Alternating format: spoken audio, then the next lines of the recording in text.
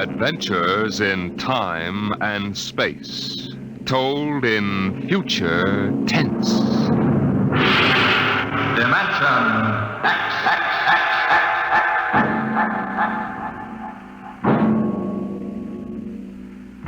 The National Broadcasting Company, in cooperation with Street and Smith, publishers of astounding science fiction, bring you Dimension X.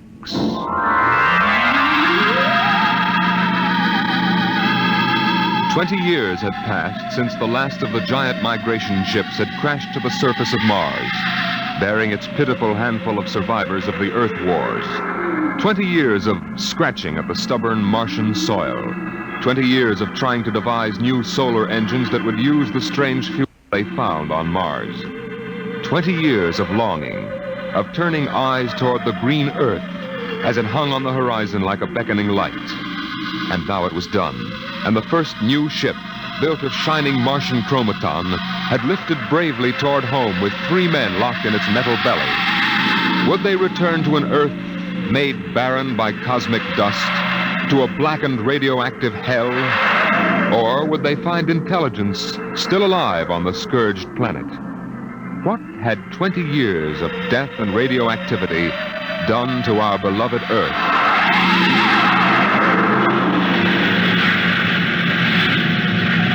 That's it, Captain. We've intersected the course vector. Williams. Yes, sir. Prepare for deceleration. Forward fission ready, Captain. Read us off, Evans. We'll enter the gravitational field of the Earth in exactly 10 seconds. 9, 8, 7, 6, 5, 4, 3. Fire 2 and 4. 1, 0. 2 and 4. What's our momentum, Evans? -3. Fire 1.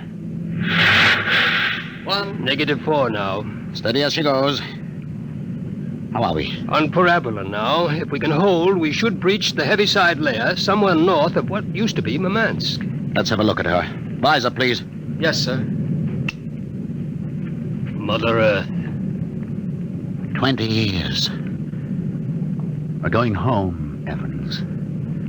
We're going home. Home to what, Captain? Home to a burned-out radioactive planet that is incapable of supporting human life? Evans and I don't agree with that, Williams.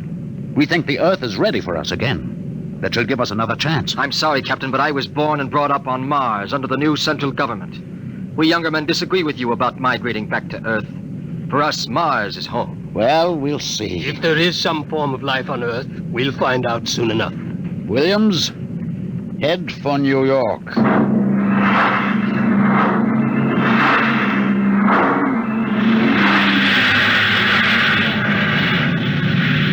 There it is, Captain. You can barely see the top of the Atomic Trades building in the twilight. They never finished building it. Dark as a tomb. Slow to cruising speed. Cruising speed. It begins to look as if Williams is right, Captain. Not a sign of life on 4 continents. Now, we'll make a radiation check and then head back for Mars. Do you agree with me, gentlemen? That for all practical purposes, the planet is dead? It still might... Captain! What is it? Am I going out of my mind? Look out that way to the west. Could that be... By heaven, it is. Those are lights. Turn the ship. Heading west-southwest. Full speed. Full speed. They are lights. Captain, it's a city, a whole blasted city lit up like a Christmas tree. Well, what do you think of your dead planet now, Williams? We shall see, Evans. Remember, the Commission wants evidence of life as we know it. Decelerate to -5. We're going to take her down. There's an open area just on the edge of the city. Yes, sir. Hold on, gentlemen. We're about to land.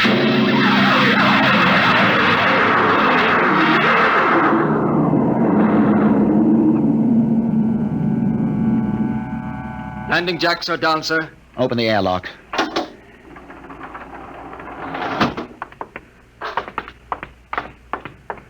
Close. All right, gentlemen. Before we go out, security at all times. Williams, you have the blast gun. I have it. If anyone becomes separated, fire a shot and make for the ship. How's the radiation, Evans? Safe enough so far.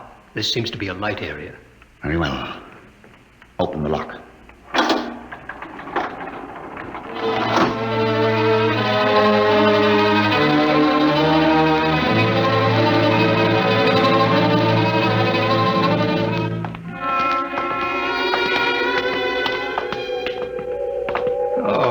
It's unbelievable. We've been walking for hours now, and not a soul to be seen. There must be someone. How do you explain the lights? I don't know. Municipal building. Shall we have a look here, sir?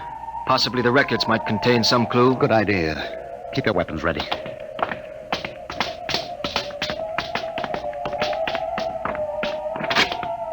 This door is in good working order. Almost as if it had been oiled recently. Long corridor, lights blazing in every office.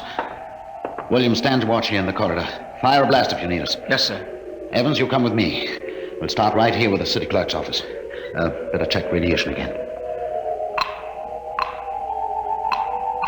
Not enough to do any damage. Gives you the creeps, doesn't it? Look at this desk. Papers crumpled, inkstand.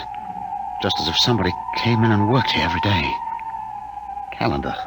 June 18th, 1987. Why, that's the day of the evacuation. The dust cloud had already blanketed New York and was heading west. Dog licenses. Hunting permits. Somehow I have a peculiar feeling that... Good Lord. Pick it up, Evans. Hello? No answer. Hello? I hear something. A scratching sort of noise. Good day, Doctor. What? How are you? I called to ask some advice about a trepanning problem. Can you tell me if the lateral cut should be made first? Hello? Hello? This is absolutely Thank insane. you, Hello? Doctor. I'll do that. By the way, how is your wife, Alice? And the girls? And your son, John? Fine boy, John. I'll call again tomorrow. Goodbye, Doctor. Hello? Hello? It's gone dead. Who was it? I don't know. A strange voice carried on a conversation about some surgical operation without paying the slightest attention to anything I said. Captain, the lights are out. Good Lord. Captain! Captain! I have a torch. Come on. Williams, what is it? I don't know. You fired a shot. Yes, sir. Just as the lights went out, I'm sure I saw a figure. It looked like an old man in a white robe. It moved across the end of the corridor down that way. Flash your torch down there, Evans. Nothing there. Are you certain, Williams? I'm not certain. The lights. They're on again. We're going to get to the bottom of this. Wait. What? Listen. Quietly. Someone is coming, walking slowly toward the corridor. Coming closer. Cover him when he turns the corner. It'll be a pleasure. Don't fire unless I give the word. Shh.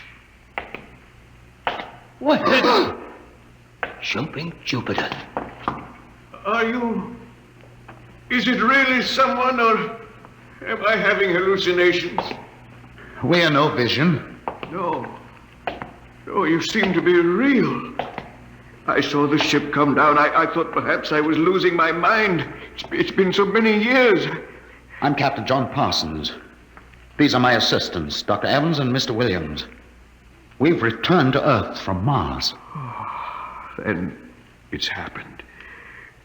We're not alone anymore. Forgive me, gentlemen. I seem moved. I waited and hoped for so long. You survived the radiation? We did. There are others? My family were the only ones. I answered the phone a moment ago. Who was it? You heard my voice, Doctor. Your voice? To break the loneliness, I've recorded my voice and rigged up an automatic telephone. It's pleasant to hear the phone ring. I come here to do my work. I take it you're a medical man. My name's Cornelius Hathaway. Hathaway? Hathaway, the brain surgeon? You know my name. Who doesn't? I watched you on television at college. I saw you 23 years ago. You performed a difficult surgery for a cerebral tumor. Marvelous. Thank you. I'd almost forgotten. My mind, you see, I'm almost 80 now. You look fine, sir. Well, we've had the best of everything. An entire city to choose from. cold storage, the best equipment. But come, when I saw your ship, I told Alice, my wife, you know, to prepare a feast. This is a great day for me, gentlemen. A great, great day.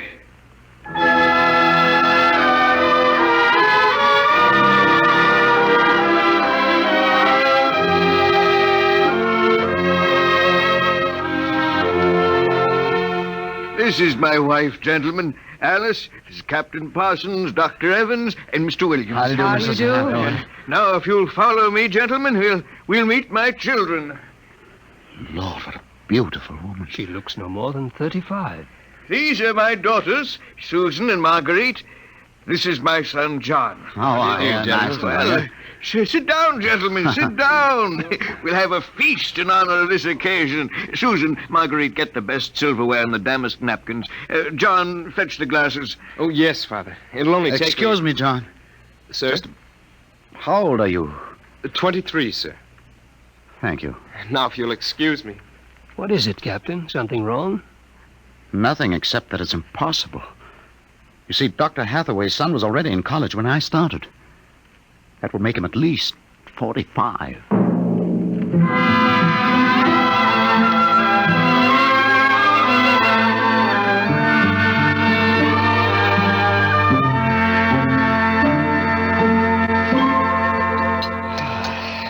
That was a wonderful meal, Mrs. Hathaway. Doctor, your wife is an exceptional woman. Thank you, sir. How would you gentlemen like some fresh gingerbread with your coffee? I baked it this morning. Oh, wonderful. Smell that, Evans? Oh, it's like coming home, Mrs. Hathaway. We enjoy having you here. Mrs. Hathaway, may I compliment you on your having preserved your youth and beauty so well? Thank you. We have had no worries here, no competition. Only the things we need for material comfort. Parsons and I were wondering, Dr. Hathaway, if the radioactivity had any effect in preserving tissue. Your children all look so young, too. It is possible, gentlemen, of course. Radiation does strange things to living tissue. Alice, could we have some champagne? Of course. I'll only be a moment. An amazing woman. Did you ever see such grace? Such complete relaxation. It doesn't seem quite natural. I beg your pardon, gentlemen? Captain Parsons was just about to ask how you and your family managed to escape, Dr. Hathaway. We were very fortunate. I was working in the Sierra Mountains at the time. I had a lead-lined laboratory where I did X-ray research on my pet project. And what is that, sir? The study of machines as they relate to human function and the corollary of... Well, to continue, when the dust cloud covered America, we remained in the laboratory, well supplied with food and water. Later, when the radiation permitted, we made our way east, back to our old home, in the hopes of finding other survivors. But by that time, every living creature had been evacuated to Mars. We were stranded. The migration ships didn't wait for stragglers. That's true. My father and I were on the last rocket out of New York. I've always loved this old house. But the loneliness of those first years... At least you had your wife and children. Yes. Yes, I had my family. If it were not for them, gentlemen, I assure you I would long ago have put a bullet in my head. Here we are. Champagne, Captain? Oh, thank you, Mrs. Hathaway. May I propose a toast? Oh, let me. Gentlemen, to Earth. To Earth. Earth. May she never be a stranger to man again. Hathaway, what is it? Nothing really. It's just a rather sharp pain in the chest. I think you should lie down, Doctor. Yes. Perhaps you're right. Let me help you. No. John and Susan will help. Of course, Father. Why don't you gentlemen go out on the porch, enjoy the air? I'll see you all in the morning. Good night, Doctor. Good night. Come, John. Yes, Father.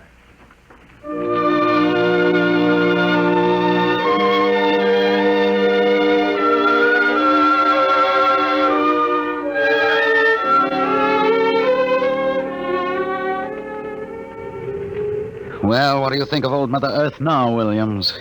Smell that summer breeze. Look at that view of the city lighted up against the sky. It has a certain quality. Well, score 1 point for the back-to-earth proponent. I didn't say that. You're beginning to feel it, though, Williams. I can tell. If you don't mind, gentlemen, I'm quite tired. I think I'll turn in. Excuse me. Well, Captain, Well, what? what do you make of all this? I don't know what you mean. This Hathaway and his family. There's something strange and unnatural going on here. I can sense it. I think you're reading things into it, Evans. Oh, perhaps. Well, I'll turn in too. Are you coming? In a moment, I want to smoke a cigarette. Beautiful view, What? is it not? I didn't hear you come out. How is he? Resting. I've never seen him this bad. Yes, he's an old man. I'm sorry, but the difference in your ages is so apparent. You must have been married very young. My husband is a very great man, Captain. It's too bad there was no one to appreciate him. Once, he wired the whole city with sound speakers, and when he pressed a button, the whole town lit up and made noises, as if 10,000 people were living in it. He must have been very lonesome for people. Although with a woman such as you, I don't understand. Perhaps one day you will understand.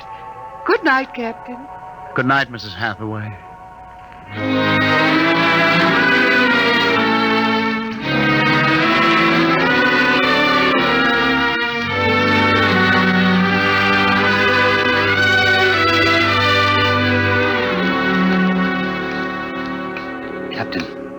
Captain Parsons. Who's there? It's Dr. Evans. What time is it? 2 a.m. What's wrong? I couldn't sleep. A few minutes ago, I heard someone slip out the front door. The moonlight, I saw it was the old man. He was headed toward our ship. What are you suggesting, Evans? Nothing, except that it's fairly unnatural for an old man with a bad heart to go wandering off at 2 in the morning. Very well. We'll follow him.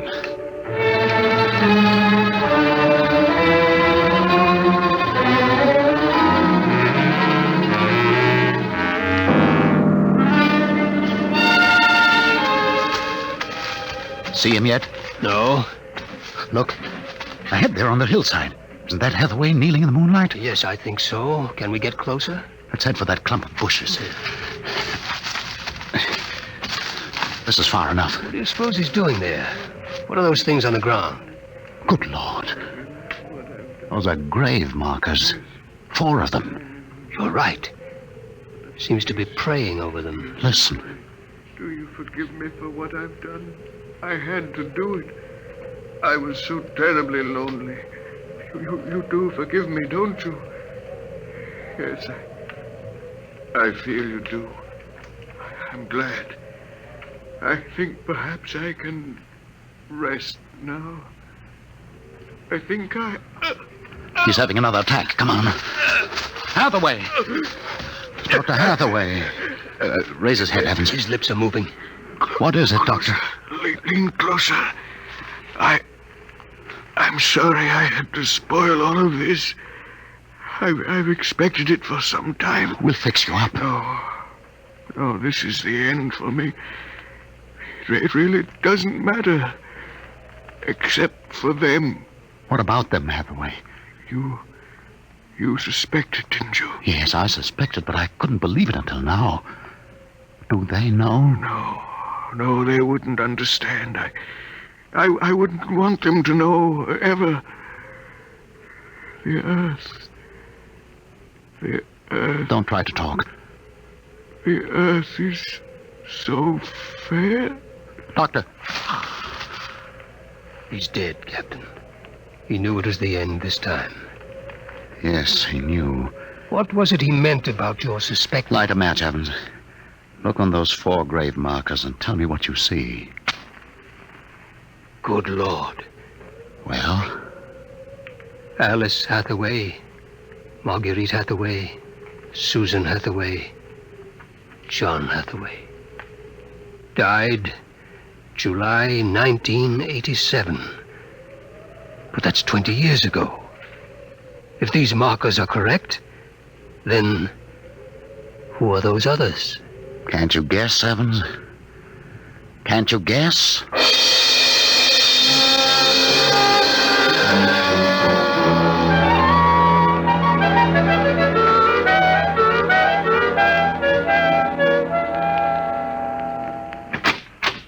Mrs. Hathaway, are you awake? Yes, Captain? May I come in? Yes. It's about my husband, isn't it? You knew. I saw him go out tonight. He felt it was near the end. He died less than an hour ago. I'm sorry. Thank you. How do you feel? He told us it would happen one day, and that he didn't want us to cry. He didn't teach us how, you know. He said it was the worst thing that could happen, to know how to be lonely and unhappy. What will happen to us now that he's gone? I don't know. Will you stay with us? I would like to, but I cannot. You know about us. Yes, I know. I didn't think that you knew yourself. The children don't. I've been aware for a long while. No one would have guessed.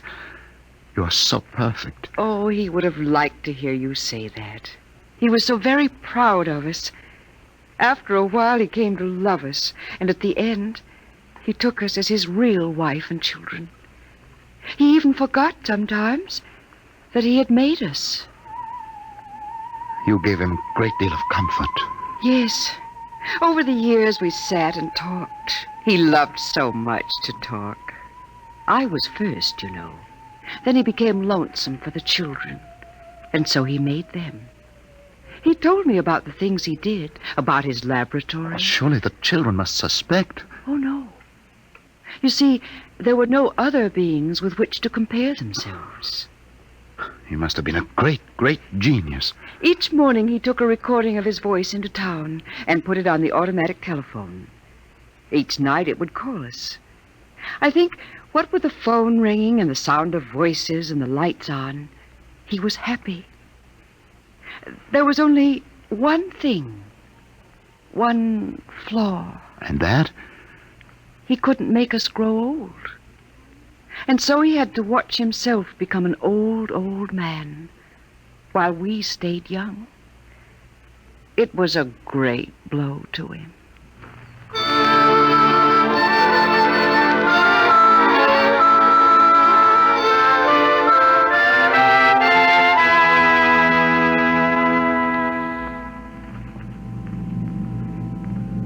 And so we commend the body of this man, Cornelius Hathaway, to his Maker.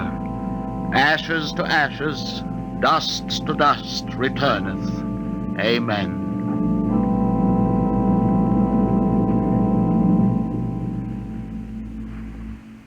Come, John. Yes, Mother. Susan. Marguerite. Evans, Williams, stay here a moment, please. What is it? Let them go back to the house. I want to speak to you. I know what you're going to tell us, Captain. I saw the names on the grave markers. Well? It's a mockery. A blasphemy of everything we believe in. For a man to do something so evil. Can't you imagine what he faced? Can't you imagine what it must have been like to have watched his wife and children die slowly of radiation burns? To know that he was the last man on the face of the earth? Alone? Eternally and unalterably alone? Good Lord, man, what would you have done if you'd had his medical and technical genius? That's incredible. Yes, it is. But with an entire American city on which to draw for supplies and equipment, a brilliant man might accomplish anything, even that. What are you suggesting, Captain? That we take them back? We haven't enough space in the ship for that. Every ounce counts. Still, to leave them here, like that, alone. I think I have an answer, cold-blooded as it may seem. Go on. I suggest that we turn them off. Do you think that I could do that? No, but I could. After all, they aren't human. They're worse than robots. They're ghoulish. Have you talked to her? Has she smiled at you with that quiet, beautiful smile? Captain, we can't take them with us, and it would be less than human to leave them here without Hathaway. Could you do it, Evans? Give me the blast gun, Williams. We'll wait in the ship. Take off in half an hour. Half an hour.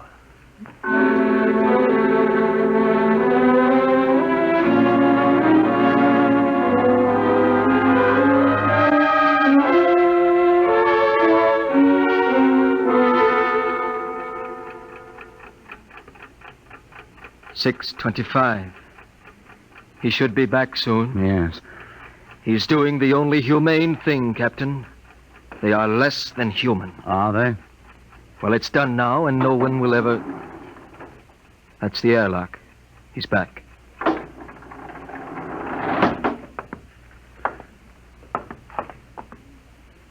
Well, Here's your gun. did you do it? When I entered the house, she looked at me with those fine, intelligent eyes. I couldn't do it. It would be murder, cold-blooded murder. I prayed you wouldn't be able to do it. There will never be anything as fine as they are. Built to last 200, 300, perhaps 1,000 years. Well, get the course in the integrator, Williams. We'll take off in 20 minutes. I should be back by then. You're going out, sir? I'm going to say goodbye.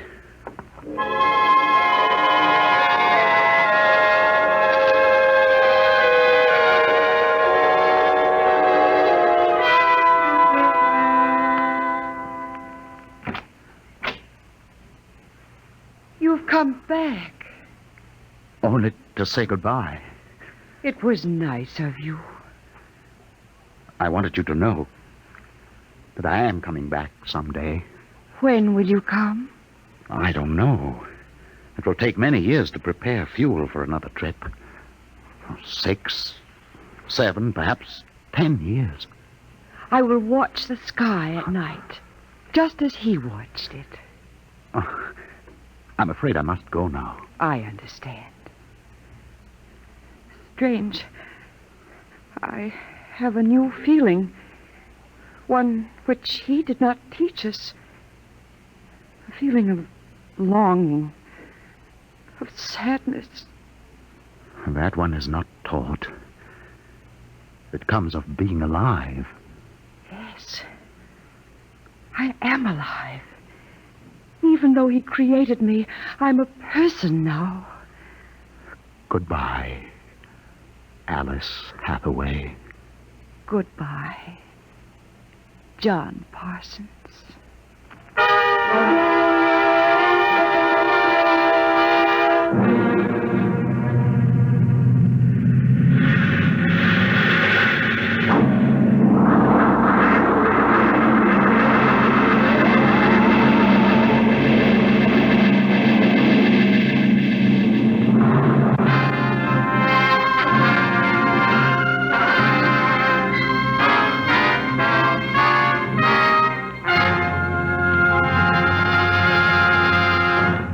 You have just heard another adventure into the unknown world of the future.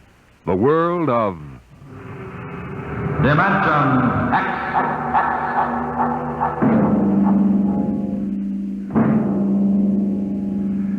When the time comes for man to explore the universe, to deal with the strange inhabitants of other worlds, there will be much to remember.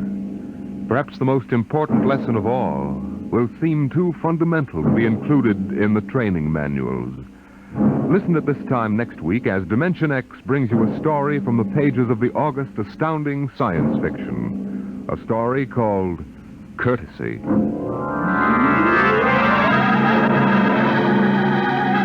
Dimension X is presented each week by the National Broadcasting Company in cooperation with Street and Smith, publishers of the magazine Astounding Science Fiction. Today, Dimension X has presented Dwellers in Silence, written for radio by George Lefferts from the story by Ray Bradbury. Featured in the cast were Peter Capell as Captain Parsons, Bill Griffiths as Dr. Hathaway, and Gertrude Warner as Alice. Your host was Norman Rose, music by Albert Berman. Dimension X is produced by William Welch and directed by Fred Way. Dragnet, the story of your police force, is next on NBC.